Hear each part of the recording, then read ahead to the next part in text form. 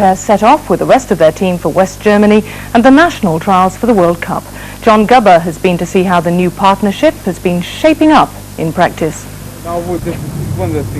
Bobsleigh training without snow, you may say, is like playing soccer without the goalposts. But top British bobber Tom Delahunty is determined to overcome the odds.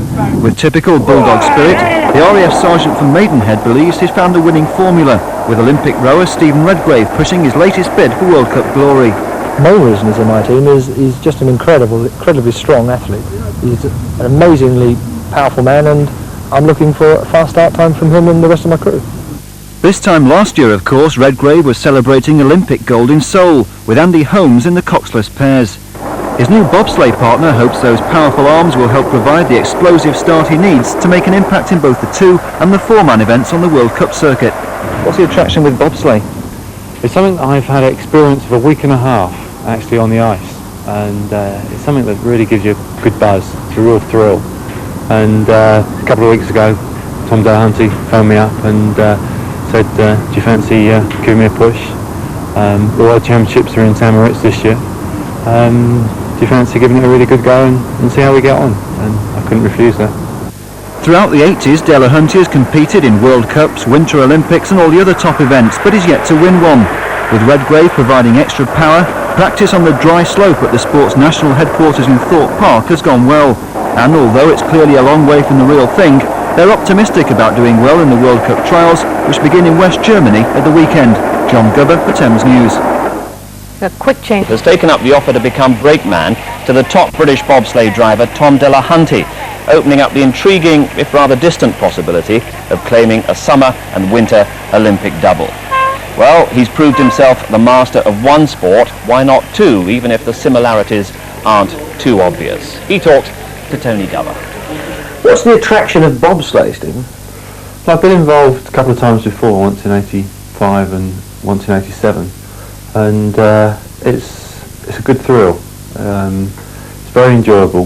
There's a good bunch of lads, and I love winter sports. I love sports anyway, but winter sports I love as well.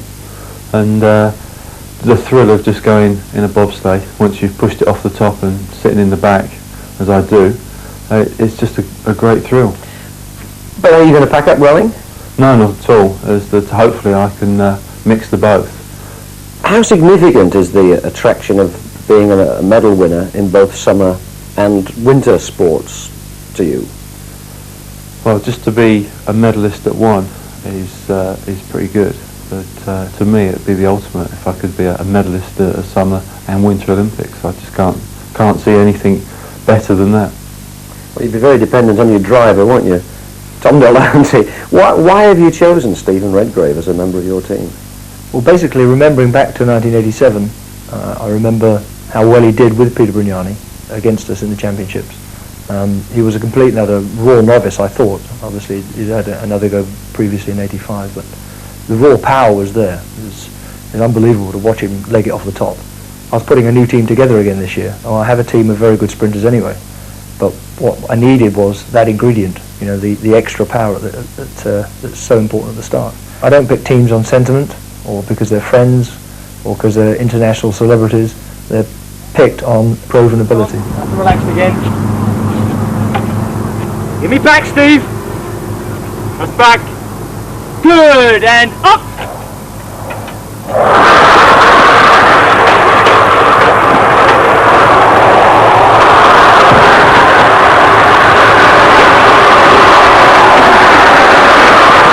How conscious are you of the fact that we don't want to see Stephen Redgrave get injured on bobsleigh, which would then jeopardise his rowing? Well, I'm just as conscious of the fact that I don't want to get myself injured, and I'm the one that's going down there with my head sticking out, so if anyone's going to get injured, I think it'll be me first. And I've been in bobsleighing for 10 years now, and as you can see, I'm still around. Most of my body's intact. Bobsleighing is, of course, quite a dangerous sport, but dangerous in the fact that when people do get injured, it's normally bumps and bruises. We all saw what happened to the Jamaicans in Calgary, a horrendous-looking crash. We all got up and walked out of it, a few bumps and bruises. So I'm pretty confident that I'll get him back to his good wife and to the good sport of rowing. If you're successful in the British selection races, what happens then? Well, we go on to the complete World Cup circuit proper then. We carry on to Altenburg right at the start of November, and then back to Winterberg for another race. There's another one in Cortina in northern Italy, and then we have the Christmas break, come back after Christmas for the European Championships in Innsbruck, straight on to the World Championships in St. Moritz. That's just towards the end of January, and then we British Championships straight after the World Championships, staying in St. Moritz, and then possibly on to Calgary in Canada. I tell you what, Stephen's sitting here, can you see he's smiling? It sounds like a busy winter there, doesn't it? It does. It's going to be different. Usually on the Thames at Henley, playing up and down in the boat, it's going to be different. Hopefully that I'll be able to get a lot of rowing in, and especially through now and in the periods that we're not sliding, is that I've got to get in as much as I possibly can to have the time off later. Hope you enjoy it. I'm sure I will. I'm sure he will too.